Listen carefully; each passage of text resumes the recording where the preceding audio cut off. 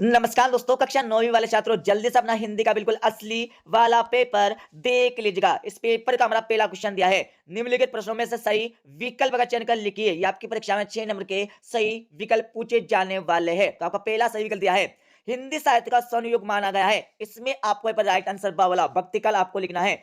दूसरा क्वेश्चन आपका दिया है, सुमित नंदन पंत का जन्म ग्राम है। इसमें आपको यहाँ पर राइट आंसर आ वाला कौसानी लिखना है। तीसरे में आपको यहाँ पर राइट आंसर सा वाला भरत मुनि का आपको लिखना है। अच्छे से याद कर लीजिएगा। चौथा क्वेश्चन आपका दिया है, चौथे क्वेश्चन में आपको पर राइट आंसर द वाला नेपाल के रास्ते से ये आपको लिखना होगा परीक्षा में। पांचवा क्वेश्चन आपका दिया है, पांचवें क्वेश्चन में आपको राइट आंसर ब वाला लगाना है। छठे क्वेश्चन में आपको यहाँ पर राइट आंसर द वाला लगाना है। अच्छे से याद कर लीजिएगा। अब यहाँ पर अगला प्रश्न देख लीजिएगा। इस प्रश्न में आपको क्या करना है, खाली स्थान की पूर्ति करना है। तो आपका पहला खालीस्थान दिया है, एक भारतीय आत्मा खालीस्थान को कहा जाता है। इसमें आपको राइट आंसर माखनलाल चतुर्वेदी लगाना है।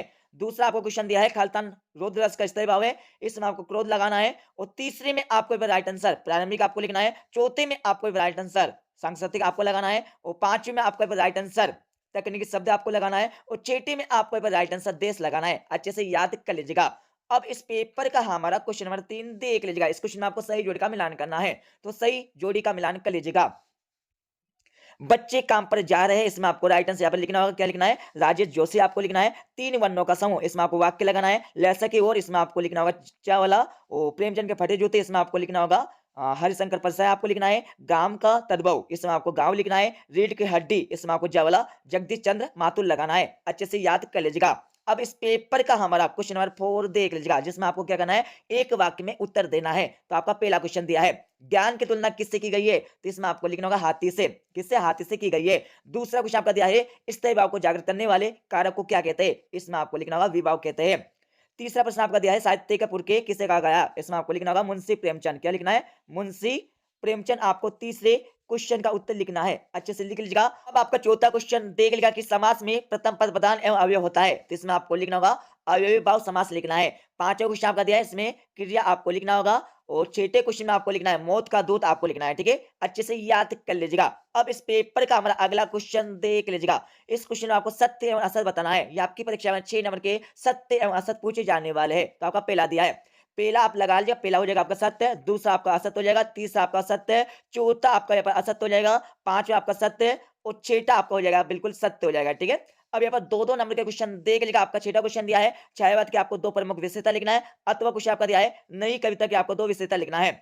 सातों क्वेश्चन आपका दिया है, सुमित नंदन पंत अथवा सर्वेश्वर दया सक्सेना की काव्यगत विशेषता आपको निम्नलिखित बिंदुओं के आधार पर देना है। दो रचना आपको लिखना होगा और भावपक्ष आपको लिखना है। अच्छे से याद कर लीजिएगा। आठवां क्वेश्चन आपका दिया है, नौवां क्वेश्चन आपका दिया है, नौवें के बाद आपका 10वें प्रश्न में आपको क्या करना है, रस की परिभाषा लिखते हुए उसके अंगों के नाम आपको परीक्षा में लिखना है। अतः क्वेश्चन आपका दिया है, महाकाव्य और खंडकाव्य में दो अंतर आपको लिखना है। अच्छे से याद कर लीजिएगा, क्योंकि पूरा का पूरा पेपर आपकी परीक्षा में छपने वाला है।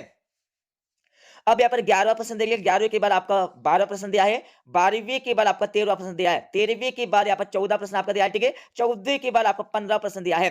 16वें प्रश्न में आपको क्या करना है, नेपाल शब्द की परिभाषा एवं आपको उदाहरण देना होगा। और अतो क्वेश्चन आपका दिया है, समाज की परिभाषा एवं प्रकार आपको लिखना है। 17 प्रश्न आपका दिया है। 17वें के बाद इस पेपर का हमारा 18वां प्रश्न देख लीजिएगा। 18वें के बाद इस पेपर का हमारा 19वां प्रश्न दिया है, जिसमें गद्यांश के संदर्भ प्रसंग सहित आपको वाक्य करना है।